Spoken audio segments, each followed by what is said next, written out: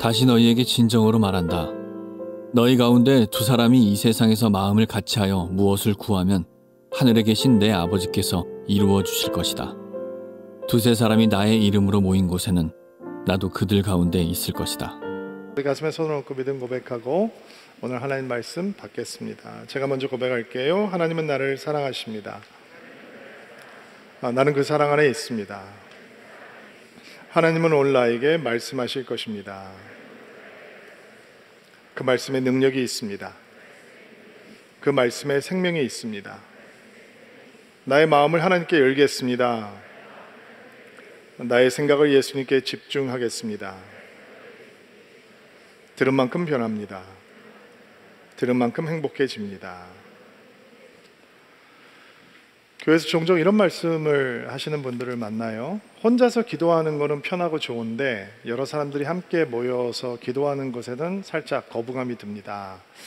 다른 사람들이 내 기도 소리를 들을까 봐 좀 마음이 썩 내키지 않는 부분도 있고, 다른 사람들이 하는 기도 소리가 내가 집중을 하지 못하게 하는 것 같습니다. 또 이렇게 많은 사람들이 모여서 기도를 하다 보면 어떤 사람들은 좀 과하게 크게 기도하는 분들도 있고, 또 방언으로 기도하는 분들도 있다 보니까 오히려 혼자서 기도할 때보다 교회에서 여러 사람들이 모여서 기도할 때 기도가 더 잘 안 되는 것 같다라고 이제 그 부담감을 호소하는 분들이 종종 있습니다. 당연히 이런 마음을 갖고 있다면 함께 모여서 기도하기보다는 이제 혼자 기도하는 것을 선호하게 되겠죠. 기도는 개인적인 것인가 아니면 공동체적인 것인가, 둘 다입니다. 기도에는 개인적인 요소가 포함되어 있고 공동체적인 요소가 포함되어 있습니다. 골방에 들어가서 하나님을 독대하는 것이 기도이고, 성도들이 함께 모여서 부르짖는 것이 기도입니다. 기도에는 반드시 이 두 가지가 같이 존재해야 합니다. 오늘 예수님께서 저희들에게 주시는 말씀을 가슴에다 심어 놓으세요. 19절 20절 말씀, 마태복음 18장 같이 한번 다시 읽어보겠습니다. 읽겠습니다. 시작. 다시 너희에게 진정으로 말한다. 너희 가운데 두 사람이 이 세상에서 마음을 같이하여 무엇을 구하면 하늘에 계신 내 아버지께서 이루실 것이다. 두세 사람이 나의 이름으로 모인 곳에는 나도 그들 가운데 있을 것이다. 두 사람이 마음을 같이해서 기도하면 하늘에 계신 하나님께서 반드시 들어주실 것이다. 두세 사람이 내 이름으로 모신 곳에 나도 거기에 있을 것이다. 아직 교회가 생기기 전이잖아요. 교회가 생기기 전에 예수님께서 주의 성도들에게 주시는 격려요, 도전이요, 초청의 메시지이죠. 교회가 무엇을 해야 하는 곳인가를 보여주기도 합니다. 교회는 성도들이 함께 모여서 기도해야 하는 기도 공동체이다. 기도가 개인적인 요소를 가지고 있고 공동체적인 요소를 가지고 있다라고 얘기했는데, 그러면 뭐가 먼저일까요? 혼자 기도하는 것이 먼저입니까? 아니면 함께 기도하는 것이 먼저입니까? 사실 사람들이 자기가 알아서 스스로 혼자 기도할 수 있으면 얼마나 좋겠어요. 얼마나 좋겠어요. 근데 그게 잘 안 된단 말이죠. 우리가 연약한 사람들이, 의지도 약하고 작심삼일 같은 모습들이 우리 안에 있으니까. 여러분, 골방이 중요하다라는 거 모르는 사람이 누가 있어요? 아무도 안 보는 곳에서 내가 하나님 만나야 된다라고 하는 것에 대해서 그게 중요하다라고 하는 거 모르는 성도가 누가 있어요? 근데 골방을 사실 지켜내는 성도들이 그렇게 많지 않거든요. 몇 번 해보다가 또 흐지부지 되는 경우가 너무 많이 있잖아요. 뭐가 먼저인가? 내가 먼저 혼자 기도하는 게 먼저인가? 성도들이 함께 모여서 기도하는 게 먼저인가? 기도를 어떻게 배우는 건가요? 어느 한순간 내가 예수를 구주로 영접하면 기도가 저절로 배워지나요? 신앙은 그렇게 배워지는 게 아니거든요. 신앙은, 기도는 누군가의 기도를 보고 듣고 그리고 함께 기도하면서 배우게 되는 거거든요. 저는 고등학교 때 예수님을 영접하고 권사님들한테 기도를 배웠어요. 제가 다녔던 교회가 한 30명 정도 모이는 작은 이민교회였는데, 그 중에 30명 중에 한 15분 정도가 나이가 많이 드신 할머니 권사님들이셨어요. 근데 교회를 위해서 기도하는데 뭐 젊은 사람들이 바쁘니까 그런데 못 나오는데 권사님들끼리 모여서 기도하는데 저는 그 권사님들에게 기도를 배우게 됐는데 그분들이 기도하는 모습이 참 특이했어요. 주로 이제 무릎을 꿇고 기도를 하시는데 무릎을 꿇고 요 손을 이렇게 모아서 무릎 사이에다 끼는 거예요. 이렇게 끼고 몸을 앞뒤로 흔들면서 이렇게 기도를 하시는 거예요.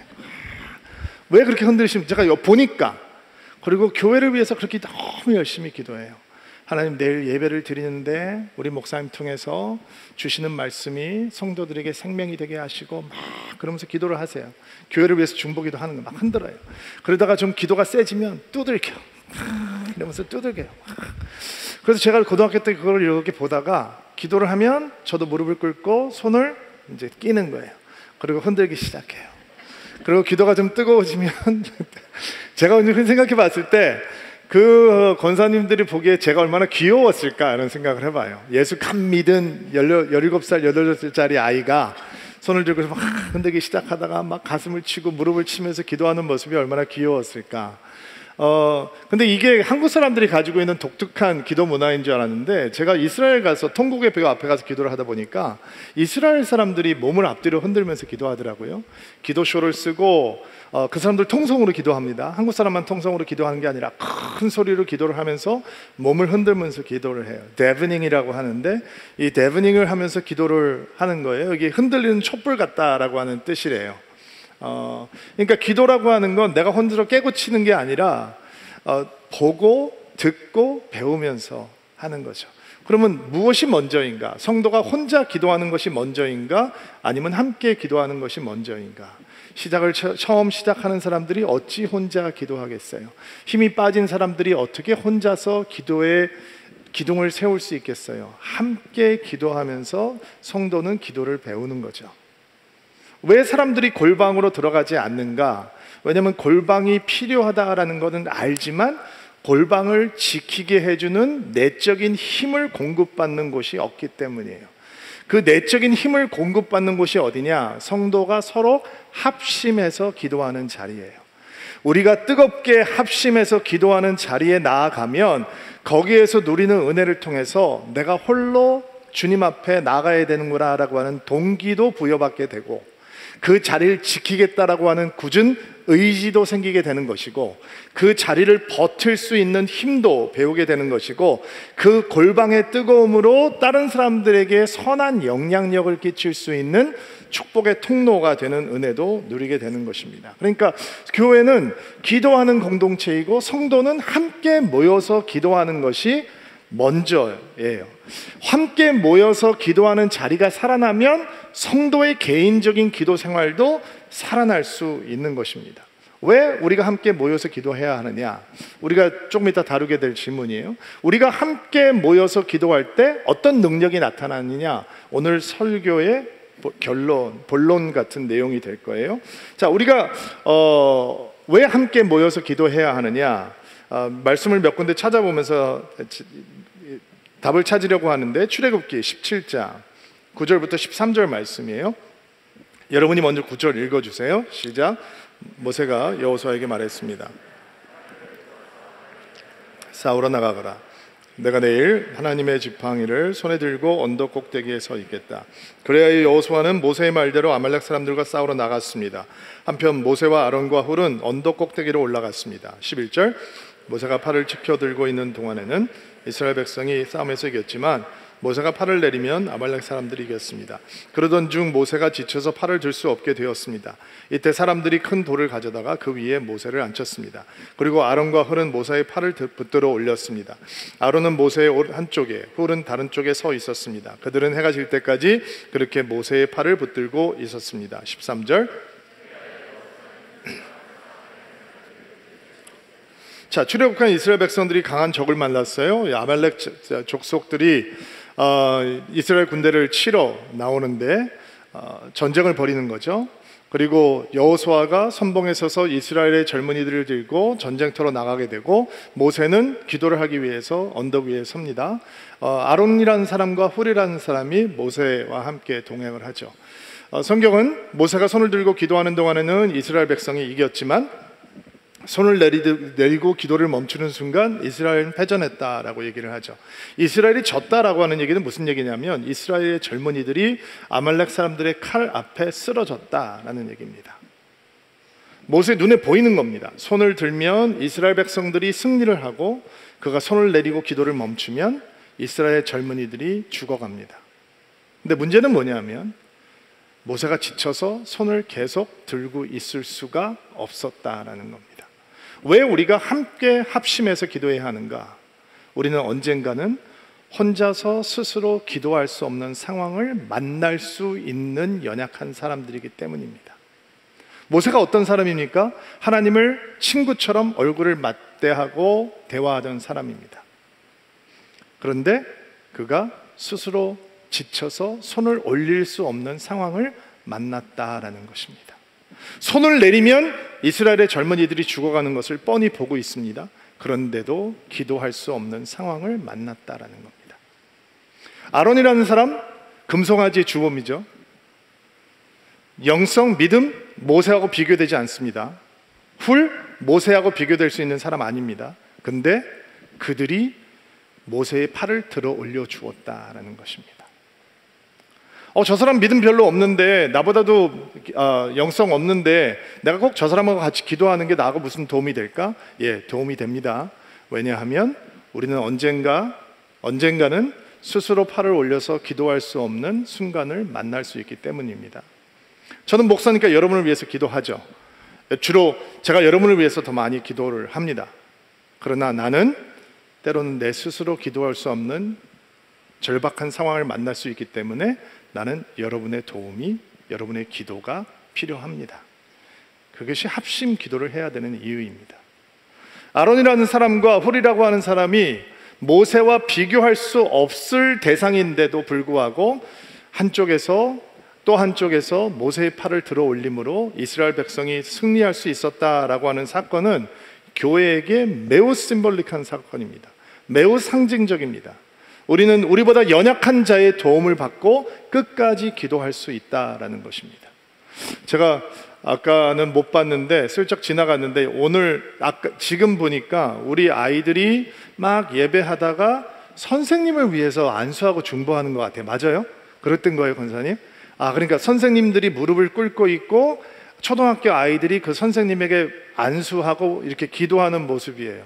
이게 합심 기도의 능력이에요. 아까 보니까 머리에다 손을 딱 얹고 기도하는 애도 있더라고요. 할렐루야. 얼마나 감사한지. 제가 저희 교회에서 이제 예배 개편이 되면서 정확한 시작 시기는 결정되지 않았는데 토요일 날 저녁에 열린 새신자 예배 드림 플러스를 다시 시작하려고 하는데, 저희가 그 예배를 처음 시작할 때 컨벤션 해리스라고 하는 웨딩홀에서 시작을 했었는데, 한남동에 있던 시절에 첫 예배를 드리면서 제가 가운데 무릎을 꿇고 앉고 수많은 성도들이 와서 저희 팀에게 그리고 저한테 안수하고 기도해 줬던 기억이 나더라고요.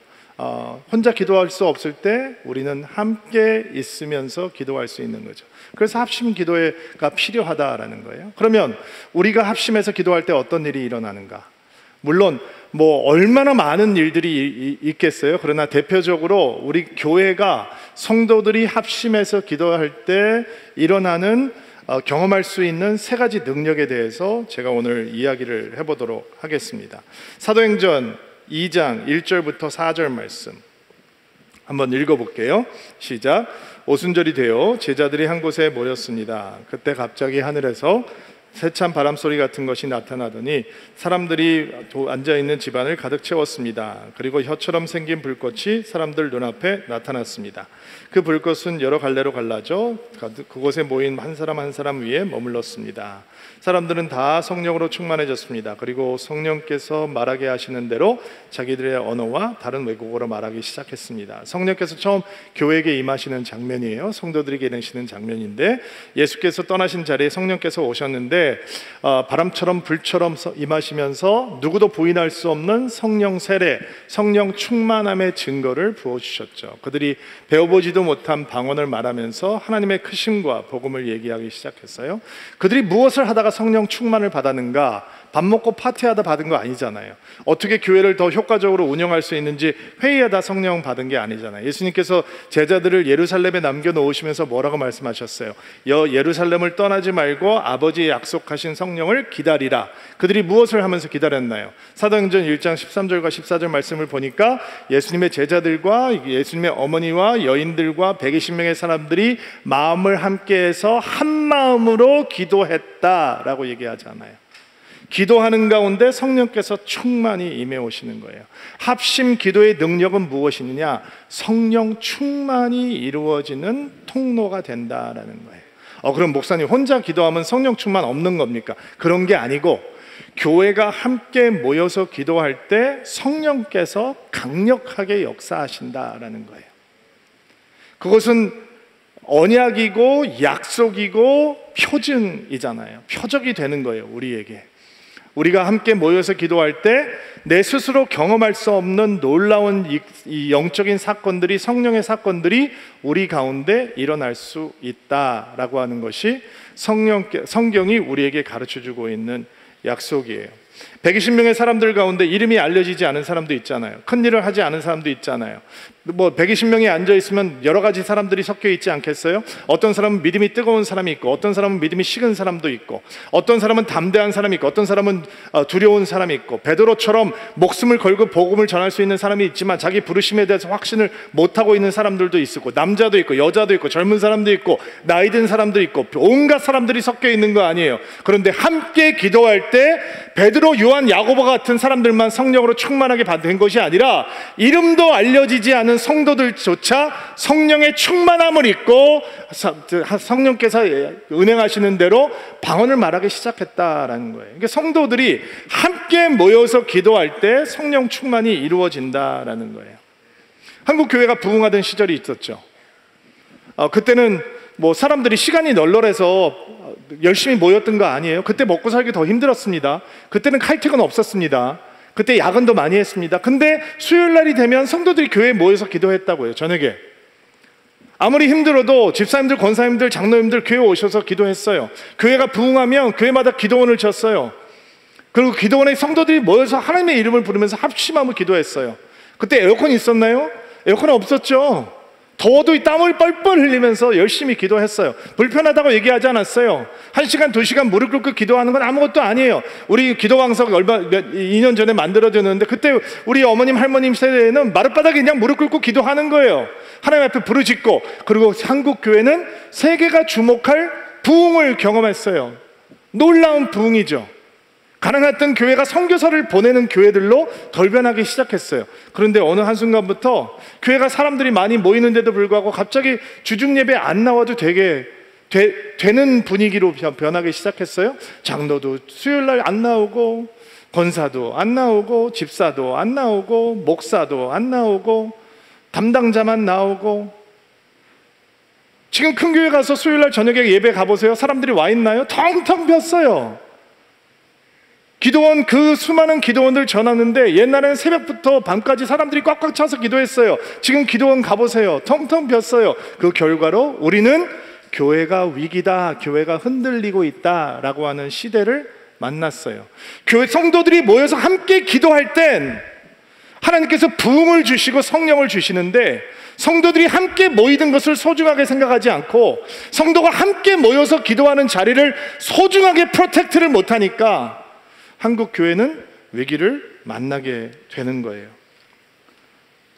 제가 합심해서 기도할 때 성령께서 얼마나 놀라운 역사를 해주시는지 수도 없이 경험을 하지만 기억나는 사건이 하나 있는데, 제가 전도사가 되기 전에 청소년 사역자를 청빙할 수도 없는 작은 교회에서 주일학교 교사로 섬겼어요. 청소년 담당 교사로 섬겼었어요.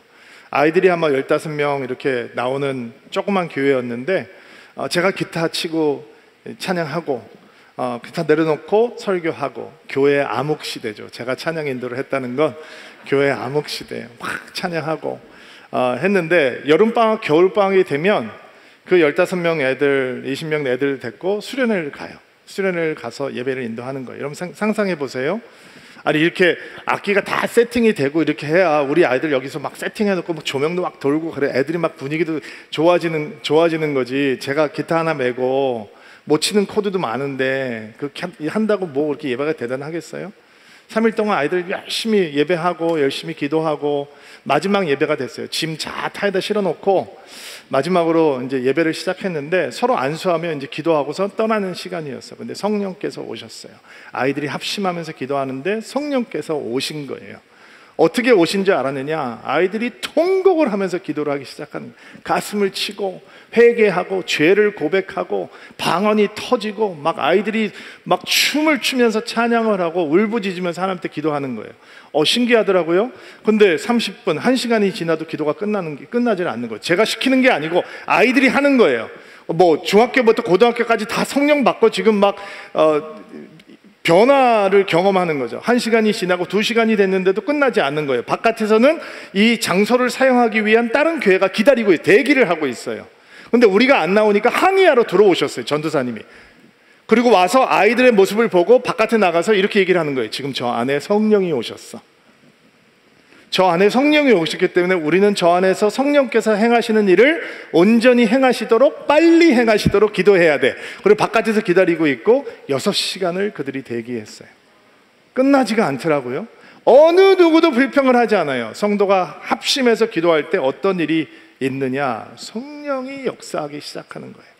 그러면 여러분들이 성령 경험하려면 어떻게 하시면 돼요? 합심해서 기도하는 자리 나오시면 되는 거예요. 우리 교회에서는 그런 자리가 어떤 자리예요? 금요일날 저녁에 기도하는 자리가 그 자리고, 오전에 중보기도 팀들 모여서 기도하는 자리가 그런 자리고, 새벽에 성도들이 모여서 기도하는 자리가 그런 자리고, 아무튼 그런 기도 모임에 나오시면 합심해서 기도할 때 우리에게 성령의 충만함이 주어지고 서울 드림교회에 성령의 충만함이 주어지는 것을 믿으시기를 주의 이름으로 축복합니다. 또 합심 기도의 능력은 무엇이냐? 복음의 영역이 넓어진다라는 거예요. 기도하는 그 공동체를 통해서 복음의 영역이 넓어지는 거예요. 사도행전 13장 1절부터 3절 말씀 같이 한번 읽어볼게요. 한 목소리 읽어주세요. 시작. 안디옥 교회에는 예언자와 교사들이 있었습니다. 그들은 바나바와 구레네 사람 누기오와 분봉한 헤롯 안티파스와 함께 자라난 미나인과 사울입니다.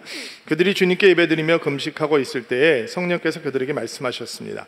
바나바와 사울을 따로 세워 내가 그들에게 맡긴 일을 하게 하여라. 그래서 그들은 금식과 기도를 마친 뒤에 바나바와 사울에게 손을 얹고 그들을 떠나 보냈습니다. 시리아 안티옥 교회 얘기예요. 바나바와 사울은 거기에 담임 목사 같은 존재예요. 그들이 금식하고 예배하고 주를 섬기고 기도했을 때 성령께서 그들에게 바나바와 사울을 떼서 선교사로 보내라 라고 말씀을 하신 거예요. 시리아 안티옥 교회가 굉장히 유니크한 교회거든요. 유대인들로 이루어져 있는 것이 아니라 다양한 종족들로 이루어져 있던 교회였어요. 그런데 거기서도 할 일이 얼마나 많이 남아있는데 시리아에서도 얼마나 많은 사람들이 예수님의 복음을 들어야 되는데 선교사를 보내라라는 거예요. 우리가 합심해서 기도할 때 무슨 일이 일어나는가? 복음의 영역이 넓어지기 시작하는 거예요. 우리가 합심해서 기도하면 선교사들이 자꾸 나오는 거예요. 우리가 지난주에 하나님께서 행하고 있는 놀라운 일을 우리 이명희 선교사님 위해서 통해서 들었습니다. 400명의 무슬림들이 모여서 예배하고 있다, 교회가 되었다라고 하는 게 정말 믿기지 않는 얘기인데 하나님께서 놀라운 일을 행하고 계십니다. 어떤 사람들은 그런 얘기를 듣고 그러니까 무슬림들은 이렇게 교회 나가다가도 금방 무슬림으로 돌아간다. 그럴 수 있죠. 우리 주변에서도 10년, 20년 교회 다니다가 딱 끊어버리는 사람이 있잖아요. 죄성을 가진 인간은 그럴 수 있어요. 그러나 진짜 믿음을 가진 사람도 있는 거죠. 여러분처럼 저처럼 진짜 믿음을 가진 사람들도 나온단 말이에요. 우리가 이 선교사님들을 위해서 합심해서 기도하니까 이런 역사들이, 복음의 영역이 넓어지는 역사들이 현장에서 일어나고 있는 거잖아요. 우리가 합심해서 기도하면 어떤 일이 일어나는가? 자꾸 복음이 전해지는 영역이 넓어지는 거예요. 이명희 선교사님이 저한테 그러더라고요. 목사님, 제가 이집트에서 초청을 받았다는 거예요. 무슨 초청을 받았냐니까 이명희 선교사님이 저기 지난주에 영상에 기타 치고 찬양하는 거 나왔잖아요. 그 선교사님이 기타 치고 찬양하는 걸 좋아하세요. 좋아해요. 근데 잘하진 않아요. 근데 막 찬양하잖아요. 근데 이집트에서 온 사역자들이 선교사님이 찬양을 너무 은혜스럽게 기름 부으심 있게 한다고 이집트에 찬양 집회를 와달라고 얘기를 했다는 거예요. 그래서 제가 문 닫아놓고 얘기하는데, 우리끼리 얘기하는데 진짜? 진짜? 물어봤어요. 진짜라는 거예요. 목사님, 제가 이집트에서 유명해졌어요. 이런 얘기를 하는 거예요. 근데 그 사람이 허튼 소리를 하는 사람이 아니니까 제가 마음이 너무 궁금한 거예요. 도대체 무슨 일이 일어나고 있는 거지? 그래서 저도 요즘 마음이 뜨거워졌을 때 빨리 얘기를 안 해버리면 시간이 지나가면 꾀가 나서 몸을 사리게 되더라고요. 그래서 저도 빨리 약속을 해버렸어요. 그래, 나도 같이 가자. 왜냐하면 레바논에서 난민학교가 계속 만들어지면서 크리스찬 교사들이 들어와야 되는데, 다른 아랍권에서는 크리스찬 교사들을 구하기가 굉장히 힘든데 이집트는 기독교 역사가 굉장히 길거든요. 그러니까 거기는 선교 단체도 있고 교회들도 많이 있어서 마음이 뜨거워진 젊은이들이 많이 있는데 이 사람들을 파송할 수 있는 교회에 힘이 없는 거예요. 그러면 내가 가서 그 일을 내가 하겠다라고 MOU를 맺으면 된다. 우리 교회가 그 일을 감당하겠습니다 라고 약속을 하면 이 사람들은 파송하고 우리들은 후원하면 되니까 당신 그 이집트 가서 찬양 집회할 때 나도 좀 따라가자. 그리고 찬양을 한다 그러니까 제가 이분 생각이 나더라고요. 여러분, 경배와 찬양 하스테반 선교사님 아세요? 우리가 부르는 왕이신 나의 하나님, 그 작곡하신 분인데, 하스테반 선교사님이 한국 경배와 찬양 사역을 통해서 예배 사역에 엄청난 영향력이 되셨었거든요. 근데 그분이 노래를 잘하시는 분은 아니에요. 그렇다고 뭐 노래를 못하는 건 아니지만 이렇게 노래를 잘하시는 분이 아닌데 엄청난 기름 부으심이 있는 분이잖아요. 그래서 제가 얘기를 들으면서 이명인 목사가 그 아랍권에서 하스반 선교사님이 되고 있나 보다, 이런 생각이 들었어요.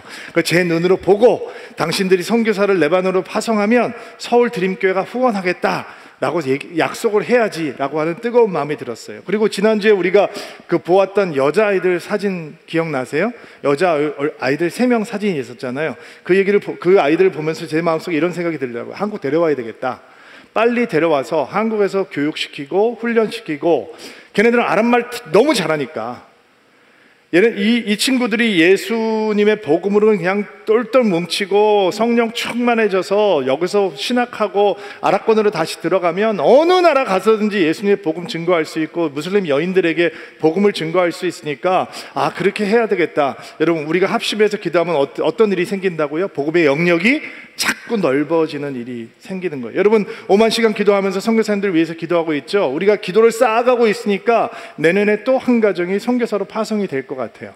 그러니까 항상 기억하실 건, 우리가 합심하고 기도할 때 하나님의 능력이 나타나는데 그 능력 중에 하나는 복음의 영역이 넓어지는 것이다. 하나 더 나누고 오늘 말씀 마무리할게요. 사도행전 16장 23절부터 26절 말씀 한 목소리 읽어주세요. 시작. 그리고 간수에게 그들을 잘 지키라고 명령했습니다. 간수는 그 명령을 받고 바울과 실라를 깊은 감옥에 가두고 그들의 발에 쇠고랑을 단단히 채웠습니다. 한밤중에 바울과 실라는 하나님께 기도를 하며 찬송을 불렀습니다. 다른 죄수들도 그들의 기도와 찬송 소리를 듣고 있었습니다. 그때 갑자기 감옥까지도 흔들릴 정도의 큰 지진이 발생했습니다. 감옥 문이 모두 열리면서 죄수들이 묶고 있던 사슬들도 다 풀렸습니다. 자, 아시아로 가서 복음을 전하려고 했던 바울의 계획을 하나님께서 틀으셨죠. 그리고 마게도니아로 보내세요. 마게도니아는 지금 그리스예요. 터키에서 복음을 전하려고 했던 계획을 그리스로 바꾸시면서 첫 유럽 교회가 탄생을 하게 되는데, 그러면 하나님께서 길을 트셨으면 거기는 막 역사의 현장이고 기적의 현장이고 막 말할 수 없는 간증들이 터져 나와야 되잖아요. 루디아를 만나서 교회가 생긴 것까지는 좋았는데 귀신 들린 아이의 이 귀신 들림을 고쳐주었더니 고소를 당해서 매 맞고 감옥에 gat히게 되었단 말이에요. 이게 뭐예요? 하나님께서 가라고 그랬더니 매 맞고 감옥 들어가. 누가 그런 선교를 하기 원하겠어요? 뭐 조롱받고 분한 환경인 거죠. 뭐 환경이 달라야 믿지 않겠어요? 나 지금 매 맞고 감옥 들어가 있는데 당신 예수 믿으면 나처럼 매 맞고 감옥 갑니다. 누가 예수 믿겠어요? 옛날에 한국이 가난하던 시절에 어떤 목사님께서 개척교회를 시작하셨는데 천막에 가마니를 깔고 이 사과 개짝 앞에다 갖다 놓고 강대상 삼아서 이제 설교를 하던 시절이었는데, 가난한 산동네 가서 예수 믿으면 복 받습니다, 예수 믿으면 복 받습니다 얘기하니까 사람들이 교회를 따라오더래요. 그리고 개척교회를 들어왔는데 와보니까 천막에 가마니 바닥에다 깔고 다 부서져가는 사과 개짝 하나 놓고 설교를 한단 말이에요. 그러니까 사람들이 와서, 산동네 사람들이 와서 목사님을 비웃고 조롱하면서 이렇게 얘기하더래요. 당신 팔자나 내 팔자나 비슷한데 뭐 예수 믿고 복 받는다고 그래, 지도 복 못 받으면서 뭐 우리 보러 복 받으라고 그래, 이렇게 조롱을 했다는 거예요. 지금 그런 상황인 거예요. 바울과 실라가 매맞고 옥신거리는 상처에 깊은 감옥에 빠져서 너무너무 고통당하고 있고, 그러면 하나님을 향해서 원망해야죠. 분노해야죠. 하나님 뭐 이러려고 나 선교사 보냈습니까? 시리아에서도 충분히 할 수 있었는데 나 이렇게 선교사 보내고서 뭐 이렇게 고생을 시킵니까? 라고 생각을 할 수 있는데, 그들은 원망하고 분노하고 불평하고 불만하지 않았단 말이에요. 왜요? 그들은 기도했어요. 왜 우리가 합심하고 기도해야 되느냐? 합심 기도를 하는 순간 인생의 가장 어둡고 고통스러운 자리가 예배하는 자리가 되고 찬양하는 자리가 될 뿐만 아니라 그 기도를 통해서 사슬이 끊어져 버리는 놀라운 역사가 일어난단 말이에요. 저는 이런 묵상을 한번 해봅니다. 바울이 혼자 있었으면 그렇게 힘있는 찬양을 할 수 있었을까? 혼자 기도할 수 있었을까? 한숨 나오는데 신라가 눈에 보이는 거죠. 그러니까 기도가 터져 나오는 거예요. 신라도 매맞고 등짝이 다 찢어졌는데 욱신거리면서 아픈데 혼자서 있으면 찬양이 나올까? 근데 바울 선생님이 찬양을 하니까 그래 나도 찬양해야지 하고 가는 거예요. 이게 시너지죠. 성도가 함께 있을 때 분명히 상황은 화내고 분노하고 억울하고 가슴치고 불평하고 불만해야 되는데, 그 상황이 기도하는 자리가 되고 찬양하는 자리가 되고 하나님의 높이는 자리가 되고, 그러다 보니까 인생에 묶여있던 사슬들이 다 끊어져 버리게 되는 거예요. 이게 합심해서 기도할 때 일어나는 역사예요. 내가 스스로 끊어버리지 못하는 사슬이 함께 모여서 기도할 때 끊어져 버린단 말이에요. 이 정욕과 음란의 사슬이 끊어지고, 중독의 사슬이 끊어지고, 과거의 상처의 사슬이 끊어지고, 이 내적인 불만들이 다 끊어져 버리는 일들이 우리가 함께 기도하면서 일어나는 거예요. 27일 날, 8월 27일 날 잠실 주경기장에서 렛츠고 코리아 2020이라고 하는 행사가 있어요. 사실 제가 이 행사에 대해서 관심이 좀 있어서 우리 상호 목사님이 좀 만나서 주관하신 쪽으로 얘기를 했는데, 이분들이 예수조도단 쪽의 분들인데 그 프로그램에 대해서 소통을 저희들하고 잘 안 해주셔요. 그래서 제가 누가 옵니다, 이런 프로그램이니까 여러분 가서 기도하십시오라고 안내를 해드려야지 여러분이 갈 텐데, 내가 정보가 하나도 없어요. 그냥 오후 3시부터 밤 9시까지 주경기장에서 한국교회 하나됨을 위해서, 이 땅의 젊은이를 위해서 기도한다, 이거 말고는 아는 게 없어요. 은혜로우지 않을 수도 있어요. 근데 합심해서 기도하면 무슨 일이 일어난다고요? 우리가 합심해서 기도하면 인생의 가장 고통스러운 자리가, 가장 어두운 자리가 하나님을 찬양하고 예배하고 기도하는 자리가 된다고요. 그럼 뭐가 끊어진다고요? 사슬이 끊어진다고요. 한국의 대학생들이 캠퍼스에 부흥이 임했었잖아요. 근데 이제 부흥하지 않거든요. 한국 캠퍼스는 미전도 종족 수준으로 떨어졌단 말이에요, 복음화율이. 그런데 우리가 함께 모여서 기도하면 그 불신의 사슬이 끊어질 수 있다고요. 그게 합심 기도의 능력이라고요. 우리의 믿음의 선배들이 아무리 두들겨도 마음을 열지 않는 우리 한국 사람들을 위해서 기도하고 주의 이름을 부를 때, 우리가 기도하면 대학생 캠퍼스가 복음화가 될 거를 믿었다고요. 믿고 합심하고 기도하니까 우리나라 부흥의 주역이 대학생들이 되던 시절이 있었다고요. 27일 날 성도들이 함께 모여서 기도하면 그런 일들이 있을 수 있는 거예요. 자, 오늘 설교를 마치면서 저는 여러분들에게 이렇게 격려해드리고 싶어요. 교회를 다니면서 나는 기도는 죽어도 안 할란다 라는 사람이 누가 있겠어요? 다 기도하고 싶죠. 근데 기도 잘하고 있습니다 라고 자신 있게 얘기할 수 있는 사람도 그렇게 많지 않잖아요. 왜냐? 함께 모여 기도하는 곳에 나오지 않기 때문이에요. 여러분은 오늘 이런 기도를 하셔야 돼요. 하나님, 나는 기도하는 사람이 되고 싶습니다. 근데 나 혼자는 불가능합니다. 내가 함께 기도하는 자리에 나가서 내 마음이 뜨거워질 수 있도록 은혜를 베풀어 주세요. 그리고 여러분은 우리 성도들이 함께 기도하는 자리에 나가려고 주의 은혜를 구해야 하는 것입니다. 그러면 역사가 나타납니다. 여러분은 성령으로 충만하게 될 것이고 서울 드림교회를 통해서 하나님께서 복음의 영역을 넓혀 주실 것이고 여러분의 인생의 가장 어두운 자리가, 고통스러운 자리가 하나님을 찬양하고 예배하는 자리가 되게 함으로 우리의 삶 속에 있는 모든 사슬들이 끊어지는 역사를 보게 될 것입니다. 예, 합심 기도의 능력을 누리는 서울 드림교회가 되기를 주의 이름으로 축복합니다. 가슴에 손을 얹고 안수하시고요, 기도하겠습니다. 하나님, 가슴에 손을 얹고 기도하는 성도 한 분 한 분을 예수님의 이름으로 축복합니다. 나는 기도하는 인생이 되기를 원합니다. 고백할 수 있도록 도와주시고, 특별히 성도들이 한 마음으로 모여서 합심해서 기도하는 자리에 기쁜 마음으로 나갈 수 있는 마음의 갈망을 허락하여 주옵소서. 서울 드림교회가 합심하며 기도할 때 성령으로 충만해지는 능력을 경험하게 하시고 바람처럼 불처럼 임하시는 성령을 체험할 수 있도록 도와주옵소서. 우리가 함께 모여 뜨거운 마음으로 기도할 때 복음의 영역이 날마다 넓어지는 기적이 일어나게 하시고, 우리가 마음을 다해 합심하여 주의 이름을 부를 때 인생의 가장 어두운 순간에 사슬이 끊어져 버리는 하나님을 찬양하며 하나님을 예배하고 기도하는 능력을 맛보는 자리가 될 수 있도록 은총을 베풀어 주시옵소서. 예수님의 이름으로 기도하옵나이다.